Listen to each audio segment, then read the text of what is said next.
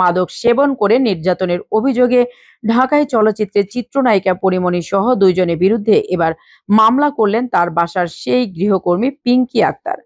পরিমণি ছাড়া মামলার আরেক আসামি হলেন একই ফ্ল্যাটে বসবাস করা সৌরভ। মঙ্গলবার পরিমণিকে প্রধান আসামি করে ঢাকার মেট্রোপলিটন ম্যাজিস্ট্রেট নাজমিন আক্তারের আদালতে বাদী হয়ে মামলা দায়ের করেন ভুক্তভোগী গৃহকর্মী পিঙ্কি আক্তার। আদালতে বাদীর জবানবন্দি গ্রহণ করে মামলাটি তদন্ত করে পুলিশ ব্যুরো অব ইনভেস্টিগেশনকে আগামী ৮ মের মধ্যে প্রতিবেদন দাখিলের নির্দেশ দিয়েছেন। বাদী পক্ষের আইনজীবী অ্যাডভোকেট নাসিদুজ্জামান নিশান বিষয়টি গণমাধ্যমকে নিশ্চিত করেছেন। জানা গেছে, মামলার বাদী ভুক্তভোগী পিঙ্কি আক্তার নেত্রকোনা জেলা সদরের মৌগাতা ইউনিয়নের ভাদুলিয়া গ্রামের মোহাম্মদ মোজাম্মেলের মেয়ে। গত ৪ এপ্রিল ভাটারা থানায় গিয়ে পিঙ্কি অভিযোগ করেন বাচ্চা পড়ে যাওয়ায় পরিমণি তাকে মারধর করেছেন। অভিযোগ খতিয়ে দেখা হবে বলে সেদিন ভাটারা থানার ওসি মোহাম্মদ মাজহারুল ইসলাম বলেছিলেন।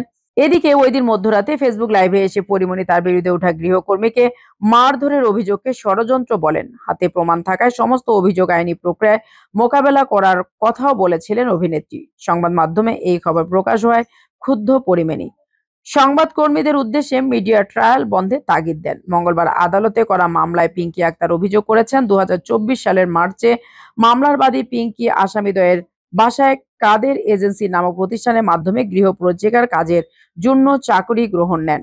একটি বাচ্চাকে দেখাশোনার দায়িত্ব নেওয়ার কথা বলে এজেন্সি হতে বাদীকে আসামিদের বাসায় নিয়োগ দেয়া হলেও তাকে ২টি বাচ্চার দায়িত্ব পালন করতে হতো। এছাড়াও বাদীকে দিনে ও রাতে উভয় সময় বাসার রান্নার কাজ করতে হতো। তবু বাদীর চাকরি একান্ত আবশ্যক হওয়ায় তিনি মুখ বুজে সহ্য করে আন্তরিকতার সাথে তার দায়িত্ব পালন করে আসছিলেন। তবে চলতি বছরের ২রা এপ্রিল দুপুর ১টায় আসামি পরিমণি তার মেকআপ রুম থেকে মাদক গ্রহণ করে বাচ্চা রুমে এসে বাদীকে অকথ্য ভাষায় গালাগালি শুরু করেন। বাদী গালাগালিজ কেন করছেন জানতে চাইলে পরিমণি বলেন, তুই আমার বাচ্চার জন্য দুধ কেন তৈরি করছিস? এখন ওকে সলিড খাবার দিবি। বাদী বলে, বাচ্চার খাওয়ার রুটিন অনুসারে এখন দুধ খাওয়ানোর কথা, তাই আমি দুধ তৈরি করেছি। এ সময় পরিমণি ক্ষিপ্ত হয়ে বাদীর মাথায়, মুখে ও চোখে এলোপাতাড়ি ভাবে চড় থাপ্পড় মেরে আহত করে। এক পর্যায়ে ভুক্তভোগী বাদী পিঙ্কি পরিমণির মারধরে অজ্ঞান হয়ে পড়েন। জ্ঞান ফেরার পর বাদী ভীত সতন্ত্র হয়ে পড়েন।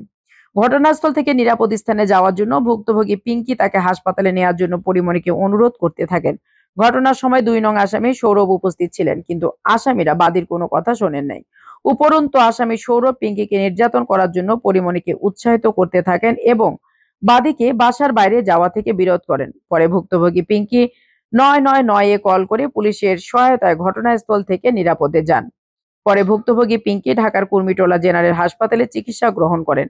এ ঘটনায় ভুক্তভোগী পিঙ্কি আক্তার গত ৪ এপ্রিল ভাটারা থানায় একটি সাধারণ ডায়েরি করেন, কিন্তু কোনো অগ্রগতি না হওয়ায় আদালতে মামলা দায়ের করে বলে এজাহারে উল্লেখ রয়েছে।